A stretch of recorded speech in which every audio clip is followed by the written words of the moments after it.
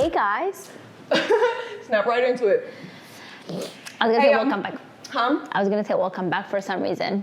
I know. How they we can't welcome them back when we ain't show them all the other shit we did. Our 2 years podcast. Yeah, we've been filming for 2 years, but we actually gonna let y'all see this one. So, y'all are watching WomanEyes the Podcast with Darnell, Nicole. And Faven Legit. And just to fill you in, we've been going through a lot of transitions for the last couple of years. We've definitely been filming, but a lot of life things happened. So we haven't been able to put it out, but we're very excited to finally put this one out. We think this one is gonna be... What kind of life things have been happening to us, Faven? But people haven't seen us since Wags. That was like 5 years ago, 6 years ago. I think people want to know, like, what was Wags really like for us? So I think we should get into that first, like, because a lot of people have been connected with us since Wags. Yeah, and still continue to connect with us through Wags, because I know Wags is still filming all over the place. So we'll I get new DMs. people hitting me up still to this day saying, "Oh my God, I'm so sorry for you." I know. And I'm like, baby, that was a long time ago. I am not in that space anymore. I've been there, done that. Wags for me was like a lifeline, I think. I think at that point in my life, I really felt like I was in the middle of the ocean and I didn't know what I was gonna do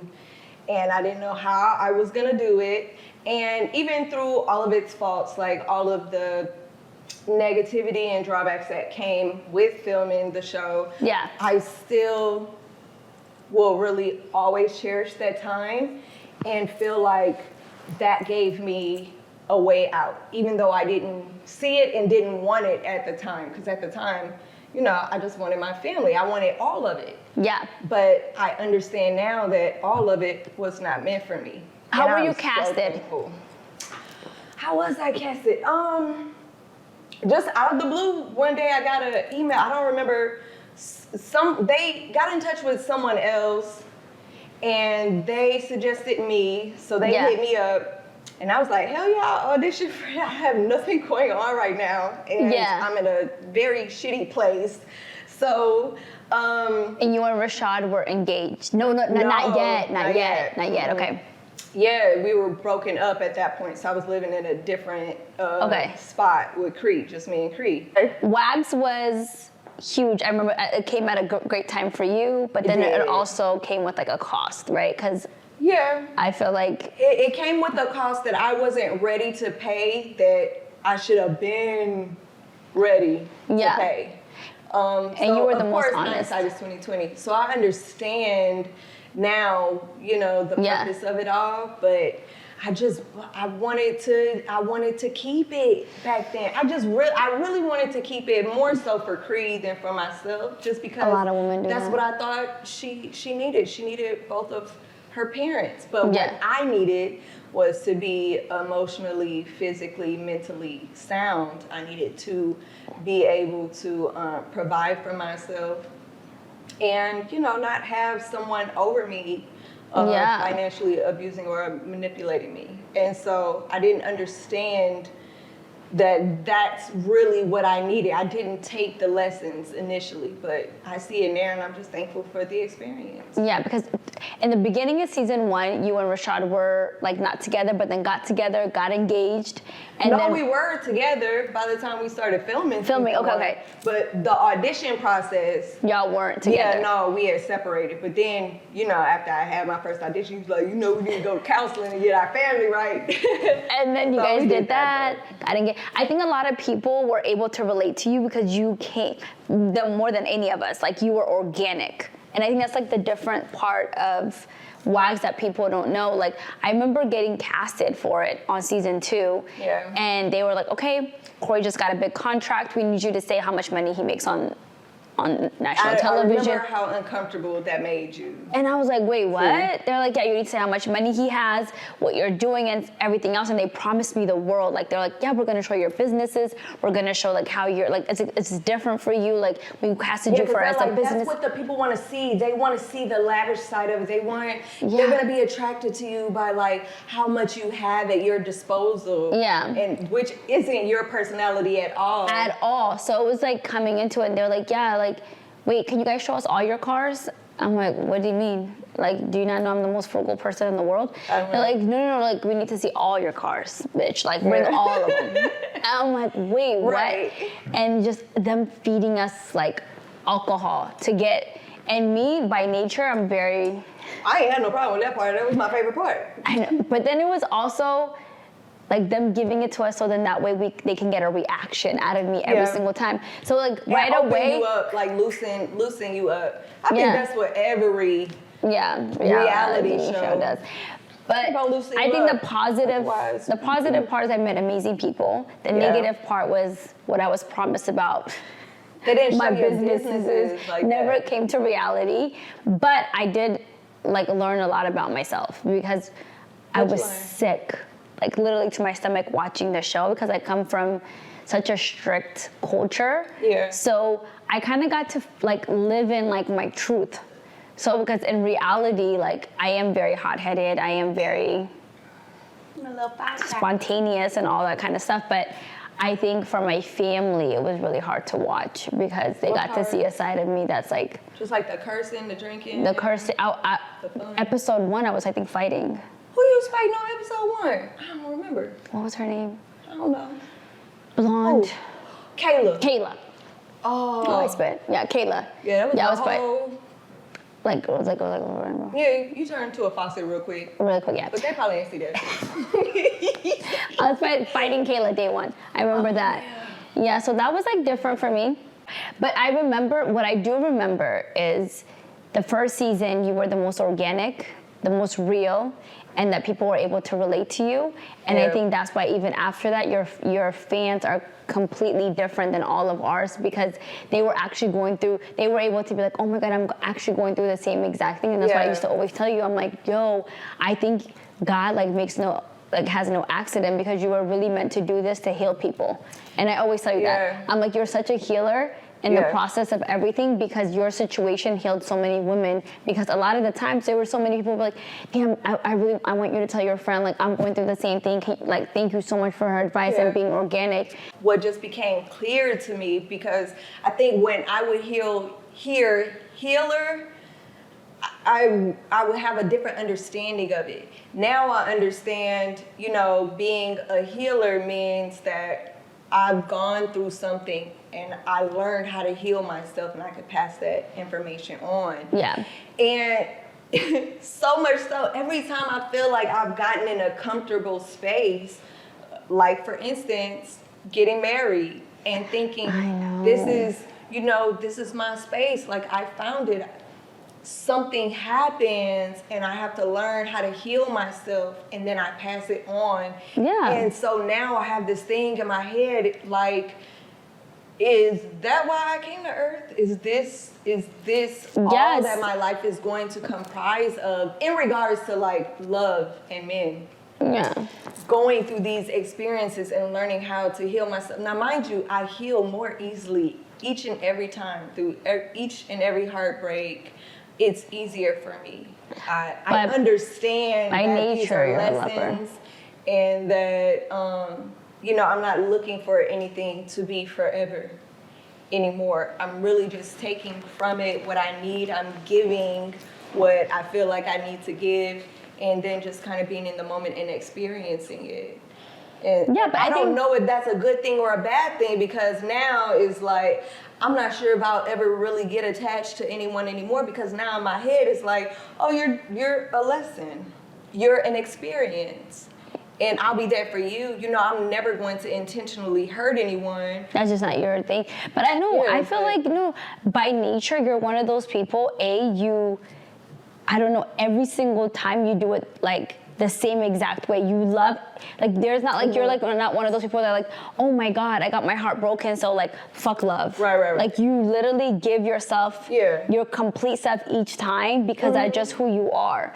And you forgive. And then, so when people are like, oh, like, Rashad or your ex or, like, whoever you're with next, it's like, you really give them 100% of who you are because that's literally who you are. And I think that's what people miss. Like, it's not anything that's you're pretending to be or or what you're trying other people, like of them to convey or see of you, but that's really who you are, and that's admirable, because a lot of women wonder like, hey, like how do I get better, or how do I, you know what I mean, are in a relationship with a man that you had a child with. Yeah. And you could literally coexist with them and you wish him well. You genuinely wish him the best. And I'm the back here like, ooh, like, that, he hurt you. Like, no, don't do him like that. Do this and do that. And it's like, you're like, I see no purpose. And I'm like, bitch, what the fuck you zen for? Yeah, because it really isn't. And I'm just a firm believer in like what I push out. You receive.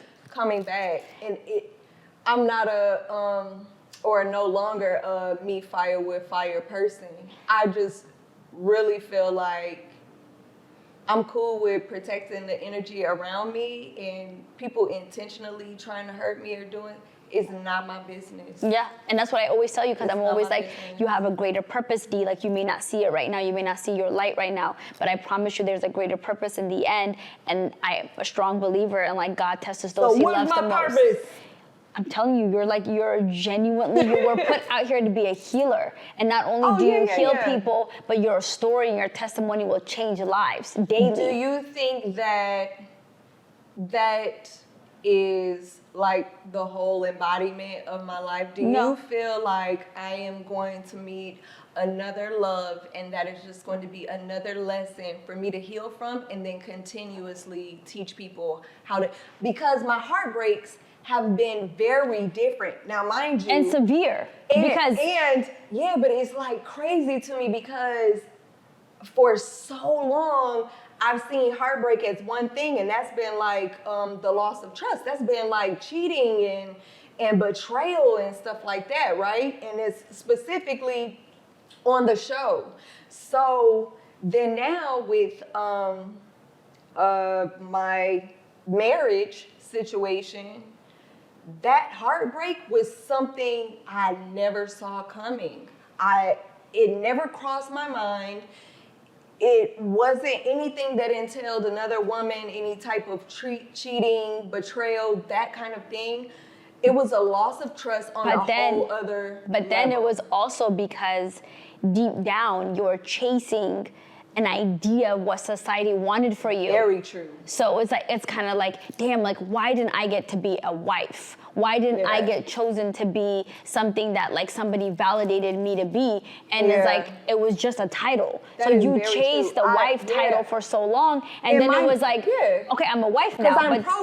Because I've been programmed since a child, like, no one ever told me, oh, what do you want out of life? It was all geared to marriage. Since I was a little girl, everything, my religious teachings, my parental teaching, well, not my dad, but he was like, But all of that, I've been programmed to like have tunnel vision for that, and not really find me or understand me or what I want. And I remember when we would talk on the phone, I'd be like, D, like, hey, let's get the root of the problem. Like, okay, like what was the 7-year-old D, like the 10-year-old, 12, 13, 14, and sometimes we'll get into it later on down the episodes, but it's like there's so many different traumas and obstacles that you went through that you never attacked head on. Yeah. So then that way, when you got into relationships, you were looking for these people to kind of like Band-Aid, right? Fix. No, that was supposed to be my cure. Yeah. Because my teachings or like my once you find your husband. Yes, like now. All world problems are fixed. Like I'm acceptable. I'm right now.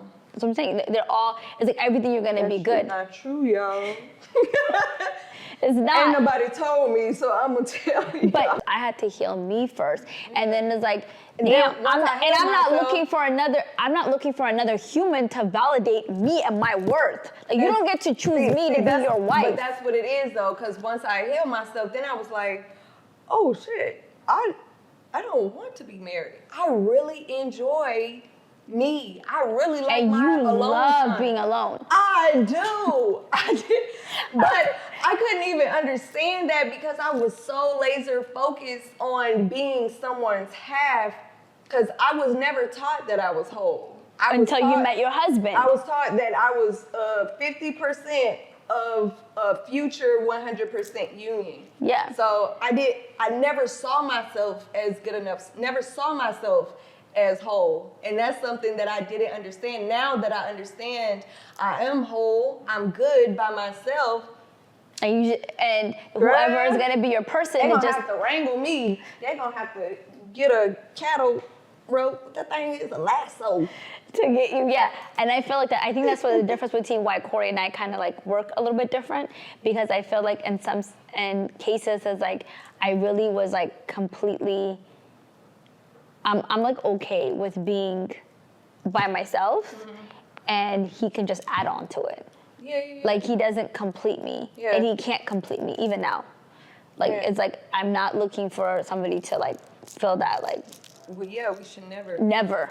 So I think that's why it's like, it's different. So, Man, but I had to learn that. To get to that space, to really believe it, to understand it, to accept it. I feel like I am so hard-headed because I feel like my spirit guides have been trying to tell me for a decade. Spirit gods. I ain't say spirit God. You see, you messing it up. You don't even know what I'm talking about. My spirit guide has been trying to tell me for 10 years. They probably over there doing this, rolling their eyes, because like a whole decade, they've been trying to get me to see these things. But I'm hard-headed, so I date like the same guy 3 times before I learn the lesson. But I feel like most people, that's why I'm trying to tell you, like that's why people relate to you the most, because most people are not like type A, like which is like me, right? Most of the time, like we're very anal, like reject people from coming in. I have zero expectations of other people, like whatever. But that comes from also, I recognize as childhood trauma too, in different ways. Like where you can meet me, we can have a beautiful relationship, but then it's like, I'm not, if you're here or not, it doesn't really affect me. You know what I mean? Yes. So it's like, there's a part of me at some sense that I don't really. Where you think, which childhood trauma does that part of you originate from, do you think? I think it's like, we'll get into that, but I think it's like me losing the people that I love the most at such a young age. Yeah, I feel like my grandfather, my dad. So there's like certain things that I just don't even like expectations are zero. Like I expect from me, but from other people, I'm okay. Whether you're in my life or you're not, I go into everything with zero expectation. The only person I expect the most out of is myself. Other than that, like I don't have no expectations from anybody else. So like I guard myself at all times since since I can remember.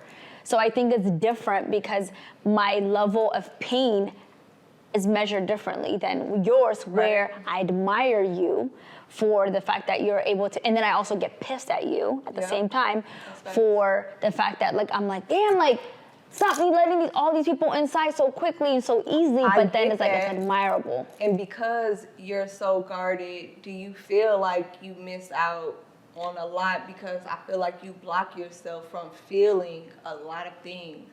I've known you for a very long time. I might have seen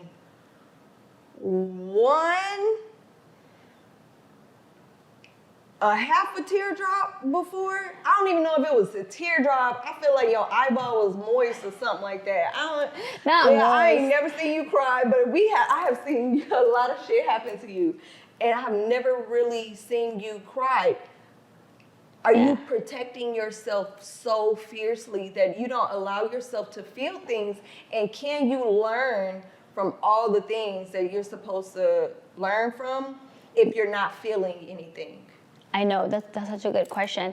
But I think that like this year, I experienced for the first time, like I think I told you, like this year is the first time I've ever felt anxious or you was telling anxiety, me that, and that's not like week. me. Yeah, it's not like me where I'm like, oh my God, like I'm anxious or whatever. But I think it's also because, like I told you, from such a young age, I've learned to protect myself and protect my mom, protect my sister, protect the people that I love so much. And sometimes I protect myself from my own emotions. I literally speak to myself. So I'm like, whoa, like this is so trippy. But it's because I came from like such a strong-willed family that I'm like, okay, like shit happens. Like you gotta get over it. You gotta move on. And I now, literally, I check myself because Corey will tell me like, yo, like Eden needs a hug. Like, not for you to tell her, like, all right, Eden, like, in life, like, you know what I mean? You got to get strong. You got to look in the mirror. You got to, like, whatever. And he's like, oh, you're kind of stopping them from feeling their emotions, too, because you want them to have that guard. Yeah, like, I want you to be resilient. And I attach resilient with no emotion, which is, like, and you not also good. Attach resilience with strength. Yeah. And it's like you could be resilient as hell. Like, as I told you, I admire you and my sister because you guys are such resilient people. Now I'm starting to see, like, damn, like, emotions are easy. Being expressive is easy. Where for me, I literally work on it. Yeah. Like, I'm like, Dee says she wants to see our friendship needs to go through another break, right? Like, it needs to get closer. So I'm like, damn, she needs to see more emotions. Like, you tell me everything from A to Z. And it's like, I'm always giving you advice, but like, damn, bitch, like, let me in. Yeah, because so it's like I catch myself. When we're having like a text combo and stuff. Yeah. And I'm pouring out my heart, like everything that's going on. The minute I switch the conversation and I ask you a personal question about what's going on with your life, what happens?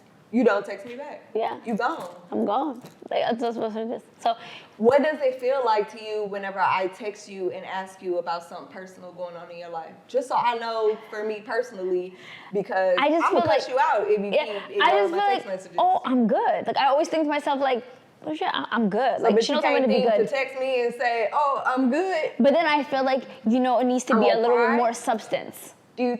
I feel like for me. So because you don't have substance, you don't say nothing at all. Yeah, which is rude as fuck. You know what I mean? So I'm learning that. Remember last time after Look at you with this acknowledgement. That's dope. That's what I'm trying to think. This year I told myself, I'm like, ass mother. On WomanEyes the Podcast, I think people are going to be able to see, like, completely different than what we were on WAGs. I think people are able to see, like, our authentic self, get to know me a little bit different, and then get to know you. I feel like with you, like, you're the same as you showed on WAGs, but then I feel like they get to experience you, like your actual real journey from the healing to where you're at now, what you're doing business-wise, and people don't know that about you too. You're so, like, you're always trying to think of, like, the next thing and, like, trying to get yourself independent, which most women can relate to. And I think with me too, like, it's gonna be a different feel for this part of our life that people are gonna be able to see, like, damn.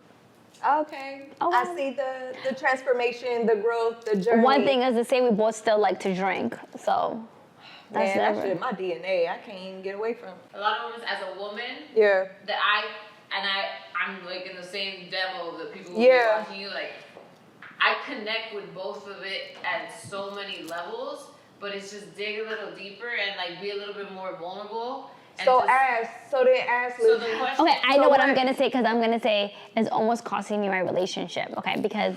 Exactly. Okay, go. What are you not even. I'm gonna say. Just say. Ask me. Say. No, actually, because I know right now, but it has to come right now. Go ahead. So no, I can speak it. I don't know what to ask you. Why don't you say I love you? So, what you're gonna focus on now? Because I feel like we should have aired all of this. I just feel like the organicness of the whole group in the room is okay to air. No, we can't air it like that. We can air some of it, but, like, we can air, like, clips where I'm like, yo, Faye, like, G, say this, right? We can air those moments, but, like, this is, like, way too much. We're all going. It's a waste of minutes, but I want you to dig deep into the function of why you're so focused on being independent. She told you always trying to do something next to keep it going, because there's something in you that you went through that you didn't, that makes you feel like, I gotta get it for myself because this put me in this position. And then Faven, when it comes to her relationships and love, it's just like, why is it so hard? And like she said, it's costing my relationships, even with her daughter. Like, when she's like, I have to, like, your husband's telling you need a hugger, but it doesn't mean that you're parenting wrong or that you're not, like, so those are things that are fucking deep and real that I just want you guys to okay, come on. Ask me about the one. Ask me this one, because that's okay. Go ahead. Okay, so why don't? Okay, so why? Like, what is it specifically? Why is it that you can't say I love you? Like, what's stopping you? Where did it originate? Last week, or I think it was like 2 weeks ago. I'm bad with memory, you know that, my memory shot. But I remember Corey telling me, like, I don't understand. I don't know if you ever remember, Corey and I, you've never probably seen us kiss. We've never seen us, like, you know, be I might have saw y'all pick or something like once, that. Whatever. But it's, like, as we speak right now, it's almost costing me my relationship. And sometimes with my relationship with my children, at times because of my disconnect with love, my disconnect to say it out loud. Because I feel like my actions, because I think in my childhood, that's what it was missing, is like, I'd rather people not tell me. I'd rather you show me. So I'm one of those people like, no, what do you mean? I take my kid to piano lessons. I take my kid to soccer. I don't miss not one damn thing with my children. I do all the things that I've never had. So I'm like, if I do this, and I'm with Corey, I'm like, I'm faithful. I've never cheated on you. I've never dismembered. I've been down. Every business you made, I doubled or I tripled. Yeah. Like, I've been your accountant, I've been your financial advisor, I've been your best friend, I've been your therapist. I'm down for all aspects of our relationship, except for the emotional part of me saying, like, I love you, or giving you a kiss, or Can you understand that everyone doesn't receive love the same way? Can you understand that because when you were a child, what you needed doesn't mean that your kids right now, that's what they need. Yeah, so that's what I'm saying. So I think with my oldest, Eden, that's what's missing, because I feel like with her, like, she could literally fall and bleed. And I'm like, you're fine, get up. Because the world is going to expect that from you. I want you to be tough. I want you to be resilient. I want you to be such a go-getter that nothing will break you. But it's like, damn, like, that's not what she needs. You want to make her, so you want to just make her hard. Yeah, all the time. All the time. But, okay, so how do you think it's going to affect her getting the hard real world and the hard mother at the same time? Yeah, because I feel like my grandma's so hard that I just feel like I'm just like letting history repeat itself in a way of like, oh, like, we're immigrants, we came here, my mom came here to, like, she gave us an opportunity that most people in my country wish they would have had, so I'm gonna make sure that my second generation to me, third generation to me knows that. But then Corey gives me a reality check, like, no, man, like, they need a hug, like, say I love you, say you're proud, you know what I mean? Eden got 23 out of like 25 on her Worldly Wise, and I was like, hey, literally, I was like, what happened? And she's like, what do you mean? I was like, what happened? Why didn't you get 100? Yeah. And I was like, oh, you think you should change your study habits? And my daughter's 9. Yeah. Corey's like... It's a balance thing. Corey couldn't wait until she got out the car because he was like raging. Yeah. He's like, how dare you not tell her you're proud? Like, how dare you take away from her moment? How does it feel for you whenever he says that to you? Do you recognize it, or are you still fighting that? Yeah, I feel like Corey's very lenient, but I tell myself, like, damn, like, you know what I mean? I tell him, like, now I'm like, yay, like, that was right, like, you know, so I have to go upstairs. I understand that, and I think me and my sister have the same kind of concerns with our mom. But for you, and what's important to us is not repeating the cycles of our parents and exactly. So I was telling you, this year is the first year that I'm able to feel. I'm literally feeling, because I'm like, what is going on? Like, that's why I'm like, what's happening? Like, so I reject a lot of, like, things that are coming my way, because I'm so in tune with myself. Yeah. And I'm like, and I'm journaling. So, like, that means, like, I get to, like, feel. So I'm, like, writing my feelings, and I'm like, ooh, that's weird. Ooh, you got feelings I'm mad. That you be writing. I'm upset. You know what I mean? My sister went through a very transitional time, but by the time this comes out, my sister had a baby. So, like, that was, like, really different for me. Can I read your journal? I want to read your feelings, because I want to make sure they're there. I haven't reread my journal, so I don't know if you can. Ooh, can I do it? Yeah, you can read it. I can do it for you. Yeah, it's going to be scary. Feelings, or if you're, like, mechanically writing. So today, No, they're actually feelings. Like, I'm like, there's times where I'm like, I'm really upset. I'm really sad. I'm really disappointed. Like, you know, like, the journeys of how I treat my children is what disappoints me, because I'm like, I go to Eva's soccer game. That's my second oldest. I go to Eva's soccer game, and I'm like, she comes off the field, she scored a goal, whatever, and I come back and I'm like, dang, Eva, like, why did you give up? Like, you stopped running. Like, what happened? And she's like, I scored a goal. I'm like, I know, but we're not talking about the goal. Like, why did you stop running? Like, what was happening? Why are you tired? Corey's like, you gotta be, there's something going on. Again, it's a balance issue. Yeah. That you're not. I'm never like giving credit when it's there for my kids. So I was like, so now I'm like literally like it's just something is so crazy. You asked me that because 2 weeks ago I just started a thing where I tell my kids, but every day I ask my kids like, how's school? How are you? Like, did I check in? Whatever. I make sure everything is okay. I'm the first person to email a teacher and go off on them if they mistreat my kids anyway. And my kids are very vocal. You see them like, I feel this, like I feel that, like I'm especially. Eva will tell you, like, I want eye contact. Because I tell them, like, you should be respected. Like, all the things I ain't that never I want. seen a kid tell a teacher, I need eye contact when you're talking to me. Yeah, because I tell her that. Like, that's people hilarious. should respect you. Your opinions matter in this world. Yeah. Like, don't you ever let nobody tell you anything different. And it does. Yeah, so Eva's more of, like, hey, like her teacher was like kind of mistreating her. She's like, hey, can you give me eye contact? Like when I speak, I want eye contact. Mm-hmm. And the teacher was like, she told me, and I was like, yeah, that's what she should. She demands eye contact. You should look at her in her eyes when she's speaking to you. Because I tell her to look at you in the eye when you talk to her. Okay, so I think it's just non-affection, the very logical side of you is affecting your relationship. It's affecting my marriage and my children. Your marriage, your relationship with your children, and you're saying you're aware of it. Finally. Now. Yeah, I was very like, you saw me. I was very like, 2 years ago when we filmed, I was like, dude, like, stop trying to get me to cry. That's weird. Yeah. Like, I never want you. Yeah, and it never was even like that. I just want you to feel. Unnumb yourself. Yeah. I feel like when you were young, something happened. You numbed yourself.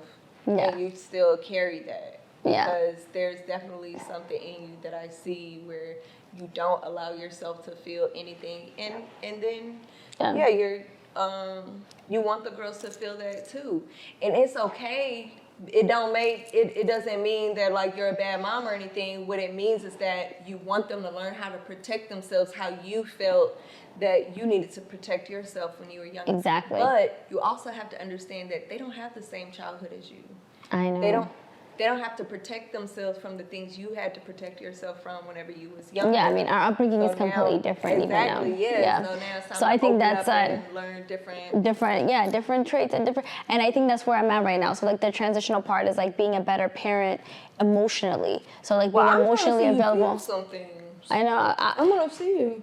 Right now. Show us a tear. Right now, I'm actually sweating underneath my armpits because this is uncomfortable for me. But it's cool. So now let's turn this shit around. No. I'm just feel under your arm, see if it's liquid. I ain't never seen no liquid come out your body. Is all I'm saying. So right now, you don't see my nose sweating. I'm sweating. No, I'm uncomfortable. I'm very uncomfortable right now. But so let's shift it. Okay, so I'm gonna ask you a question because you put me to the point. I'm like literally, I'm drenched in sweat. So mics can't be heard. So here, cheers. I can see you.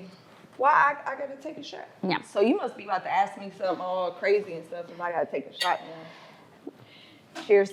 Cheers.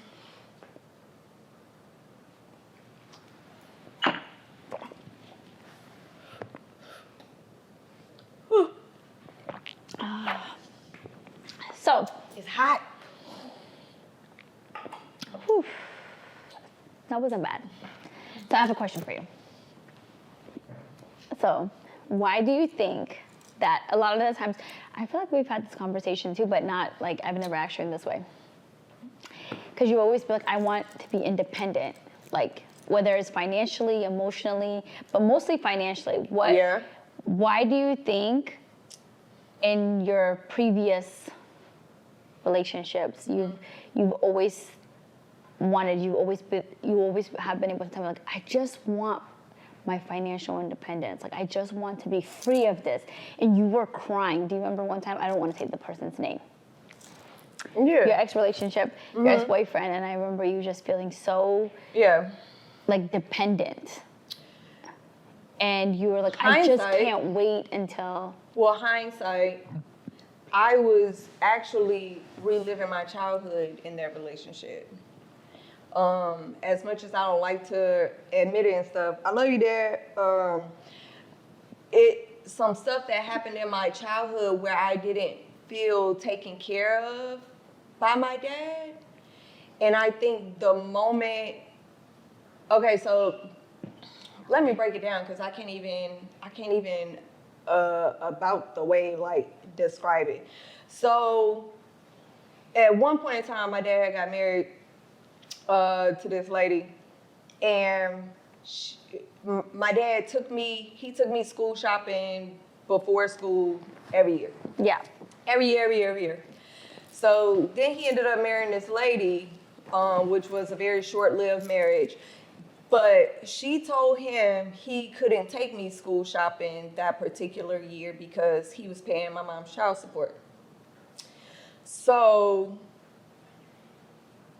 he listened to her, and when I was calling him, asking him when he was coming so we could go school shopping, like, I really think that did something to my brain.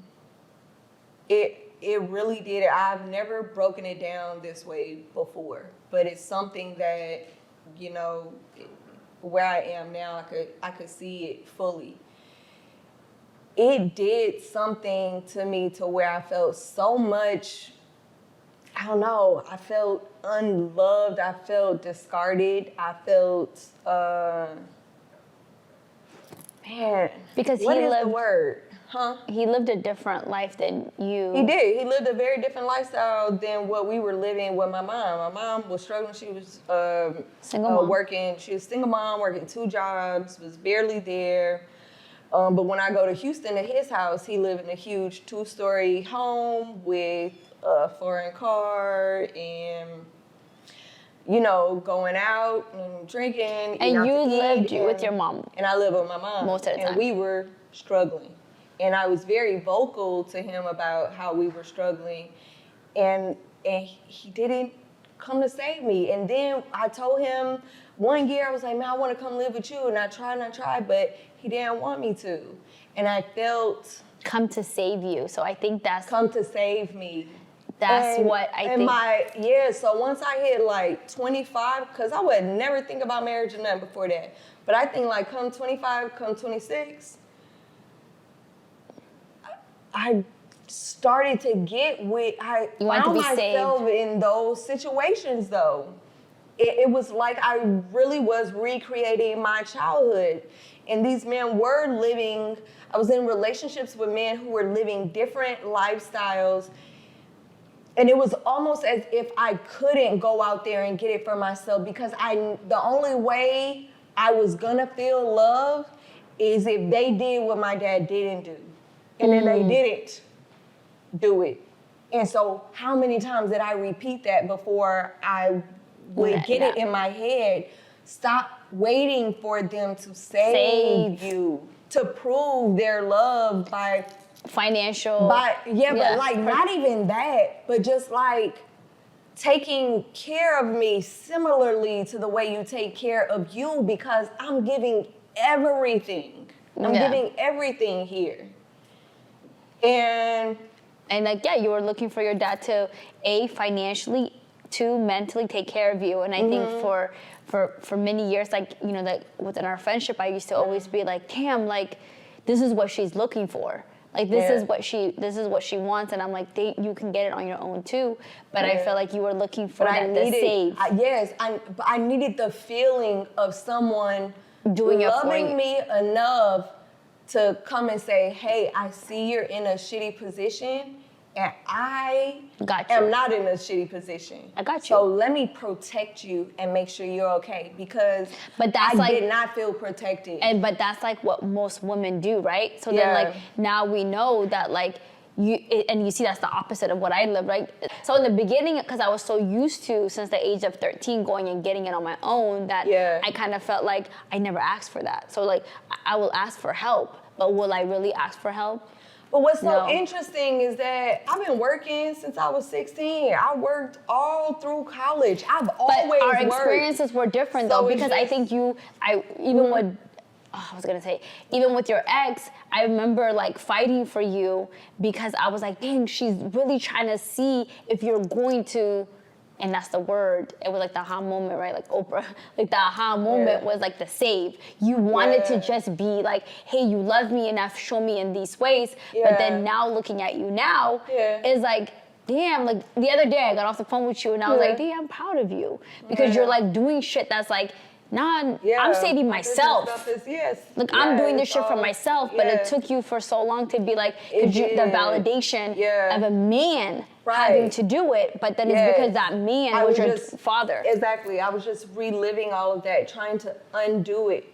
I was just trying to undo the trauma of my childhood, but I actually was just reliving it over and over again. And over. But that's with the same type of guys. The same type of guys. But that's why I'm thankful that now I see everything as just a lesson, or I try to see things for what they are. What is this trying to teach me so that I can learn it and I can move on and not like get stuck in these cycles of. And you know what's so dope about you? I would have been really, see, that's what I'm telling you, like we're so opposite and it makes sense. I would have been really like really hard on myself. I think you guys I would have checked in. I would have probably been checked in to some psyche place, because I think the idea, because for you, is like you go through your emotional roller coasters with guys and everything else. Yeah. And then it's like you're able to be open and tell everybody like, hey, I was married, it didn't work out. I was in a relationship, it didn't work out. But this is my journey, where for me, I would have beat myself. Like, Faven, why the heck are you making the same? But I beat myself too. Yeah, but to the point where for you, I feel, that's why I'm telling you, you were created to be a healer, because in certain situations, you're able to be like, nah, like, I want to share. I want to tell people. When did it click for you? What part? The part of like, nah, I gotta do this shit for, like, I gotta save me, like what Faven just asked you, like. Yeah. Like, you so said, when was now it?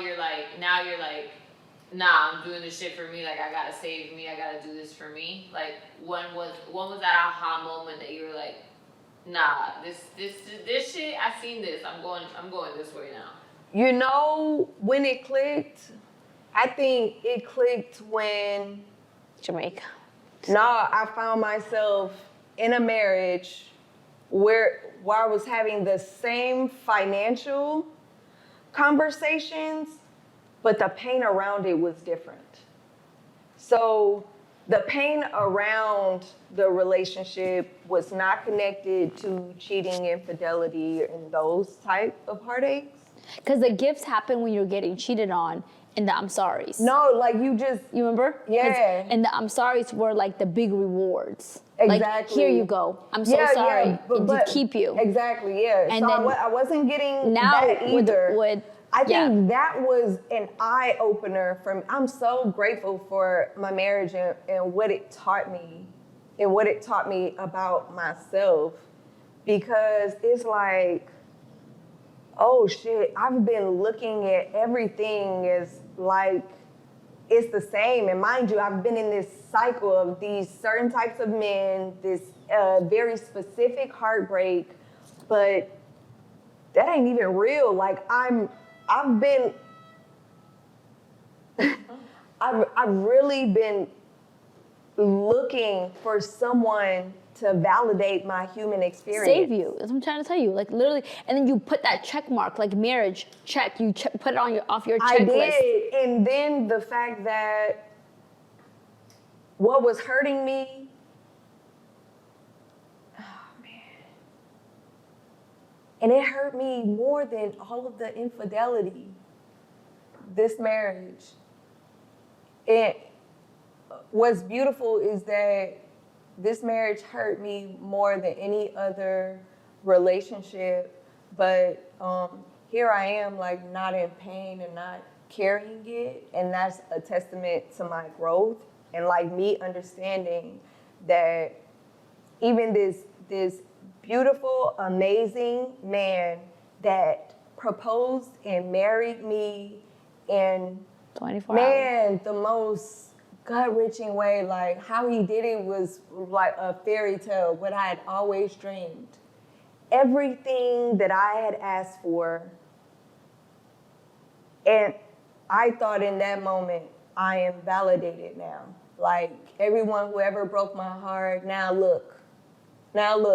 Yeah. Somebody came and gave me a blue check mark and made me official, and now look. But it was an eye-opener for me to now look. Now, oh, you're a better person now? Are you living life more fully now? Are you happy? Truth? And I wasn't, because we were battling something much more deeper. Mm-hmm. He began going off onto a different spiritual path than me. And never in 1,000 years would I have thought that something like this would break us up. Because when I tell you, this man was an excellent father, treated me like a queen, so much so that, you know, I couldn't have fathomed that something would break us up, something like this. And then to see all of that get withered away because, you know, he went down a different path that started teaching him different teachings that I was not open to receiving or abide by. That really made me look at love. It really made me look at life so much more deeply. It opened my eyes, and how hard I fought him was a blessing, because with Creed's dad, with the relationship after that, I couldn't stand up for myself. In this one, I was like, oh shit, I am strong. I could stand up on my own 2 feet and say, no, I'm not wearing that. No, I'm not believing in that. No, I'm not eating that. No, I'm not doing that. And that's okay. Yeah. Just because I'm your wife does not mean I have to bow down and do everything you tell me. No, I am still my own person, and I'm allowed to have my own beliefs and my own thoughts, and that be okay. Accept me for who I am. I never had the courage to do that before in the other relationships. But that's why I'm so grateful for that marriage, because it taught me I'm strong. Mm-hmm. I could do this. You can. I could do it. I could stand up for myself. And you did. And if this don't work out, I'm going to be okay, because I know who I am now, and I know who I am because I just fought for me. Fuck yeah. That's the shit that I'm talking about right there. Against it. Right? I don't remember. See. Roll it back. Hold on, wait. Hush. Everybody be quiet. Zoom in. Zoom in, Steve. No. Oh my God, it's a tear. Zoom in. No, it's not a tear. That is a tear. Baby, you better be still. You better look in that camera and show them. That's not a tear? I was so proud of you. I was very proud of you. That moment was so You real love for me, bro. You love me. I was so Tell me proud you love of you. me. I was proud of you. You see how this is? Still can't tell me she love you. No, I was so proud of her, because I think for most people don't understand is that, like, you weren't like this like 4 or 5 years ago. So I think like you standing up for yourself, it was like so much deeper for me than what this, whatever, for the podcast or whatever, what people would relate to you as to be is like, you really, like when you said you fought for yourself, you really fought for yourself. Yeah. And I remember calling you and I was like, damn, I lost her. And I remember thinking like, that's gonna suck, but like I lost her. Because I was thinking to myself, did like, you think you lost me? When you said I do in Jamaica, I was like, damn, I lost her. And I think for me, that was like a thing of like. I thought I lost you when I said I do too, because we had a conversation right before I went up to the front of the boat, and I begged you. I said, Faven, please just support me. I love him.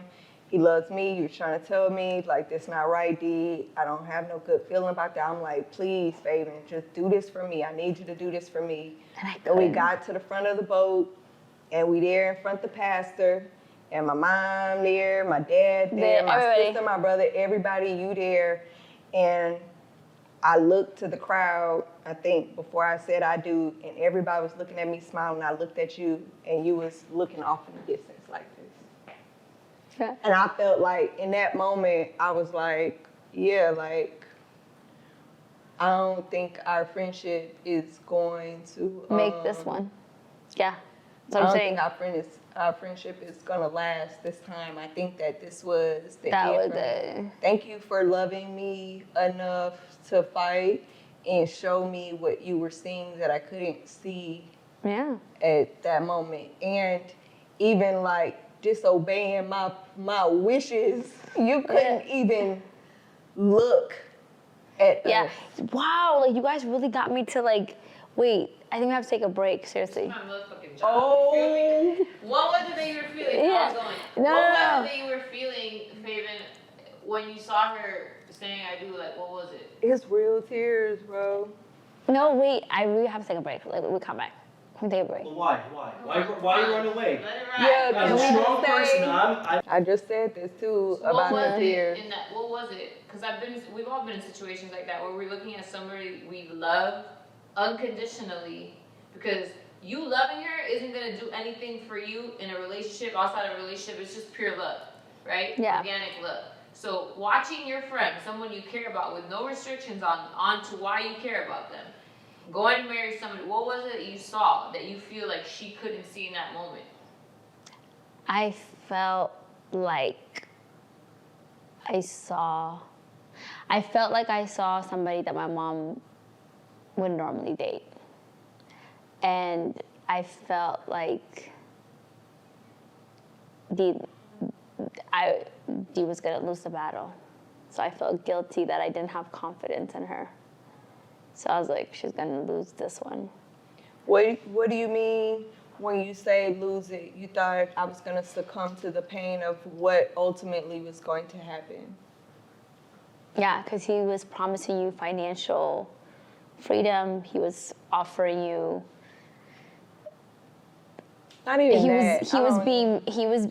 my opinion, I think. I want to clarify the financial part, because the financial part was just that he was just like, I'm still living in Florida. He's still living in Vegas. We have our 2 households, and he's I'm not contributing to your household. No, but he's like, if you pick up and move Creed to Vegas, then before you guys got married, anything. you guys were looking for houses here. Yeah, he promised to live here. He was doing all the things that most guys weren't willing to do at the time. I see what you're saying. So let me clarify it. What she's trying to say is that before we got married, we were very dead set on him moving here to Florida. We were house hunting. We had found a few houses that we fell in love with. He was amazing to Creed. He was amazing to everyone. Except me. Once we got married, but you didn't share that with me until we were in Jamaica. Yeah. Yeah, you never gave me no hint that there was anything wrong.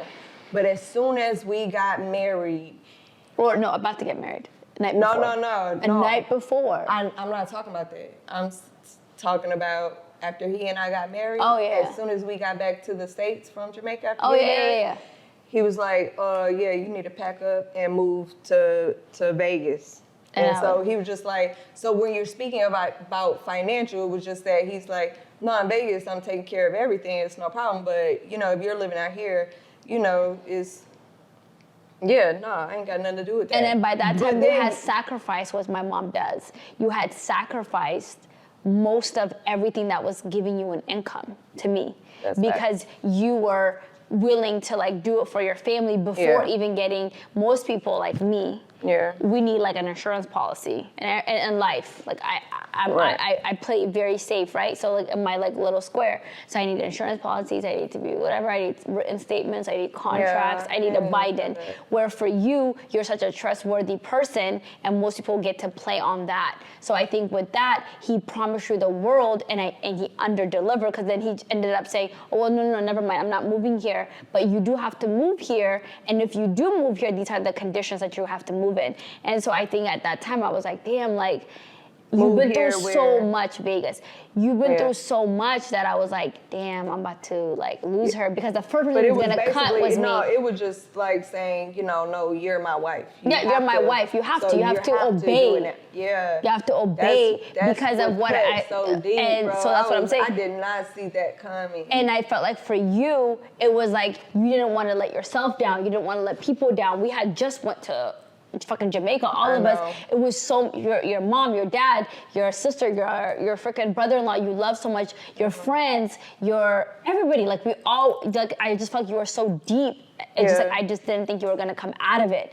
And so at some points I felt guilty because I was like, damn, I should have believed, even though there were times where I was like, even like Corey would say like, hey, you gotta give her the benefit, you know, he just like how you are. You gotta give her the benefit that they have the same birthday. You have to give her the benefit of the doubt. Like she's gonna do it, and I just felt like, nah, he's too good. I just felt like he was manipulative. So I had grown so much by the time I had gotten with him. I was so healed by the time I got with him. And it was the weirdest time of our friendship because for the first time ever, I would feel shit.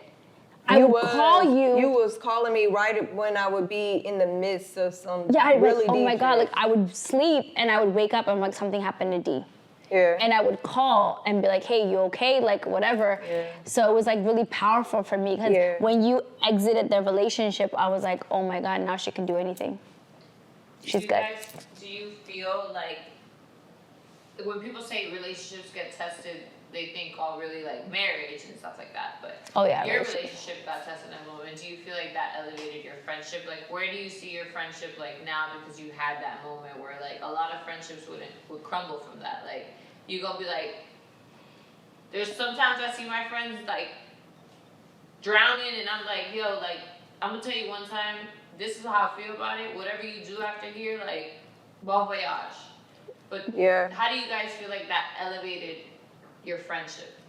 I think for me, it elevated our friendship so much because she was willing to hurt me just to show me how much she saw what was really going on. And I didn't know what was going on at that time because she didn't tell me what was happening behind the scenes of the planning of the engagement/wedding that was going on. But when I tell you, I begged her on that boat down there, please just put on a happy face for me, because she's telling me, D, you shouldn't do this. Don't go through with this, D, you're gonna regret it, I'm telling you. It's not right, shit not right. And she was giving me like little tidbits of what he had been saying to her, what he had been saying to our really good friend Wintana, who like plans events and stuff like that. So she had planned all of the stuff. She was giving me little tidbits and stuff. And I'm just like, Faven, I'm going through with this, so please support me. And I think looking at her on that boat, looking at her look away into the ocean and not at me and not smiling and very upset was so crushing that I thought, when I was on the front of that boat, I thought that was it. Like, we're not gonna be friends anymore. To have the understanding of all of it that I have now, that she is so protective of me, that she not gonna kiss my ass, and she not gonna tell me what I wanna hear just so I can be happy for a second, because she knows, like, she sees something I don't see, and she gonna have my back regardless if I want it or not. Man, I got goosebumps. That is a friend. And it took me, it took like all of it to come crashing down for me to really understand the type of person that would do that for you. So I have a deep love and respect for Faven that I don't have for a lot of people, because a lot of people just let me be and was just like, I'm just gonna let her smile. I'm gonna let her smile and have this moment and I know this shit is gonna crash and burn, but I'm gonna eat this food and have these drinks and party and smile and dance. Whatever. That baby was not, she can't fake it, which is beautiful to see in a human, because it's rare these days to find someone so genuine that can't fake the funk in Jamaica. On a yacht. Who can be on a yacht in Jamaica and not pretend to be happy. That is a real motherfucker. So you guys got me. You are a real one to be able to do that. And I love you infinitely. And I understand now that there was a operation going on to try to isolate me from all the people who love me. So thank you for holding on with everything you have in you. And just thank you for loving me through it all. I really appreciate you, Nasha. This is good. This was good. Tell her I love her. I love you. Give her I love you. I love you. I love it. I feel so loved. Thank you, my friend. I love you, Faven.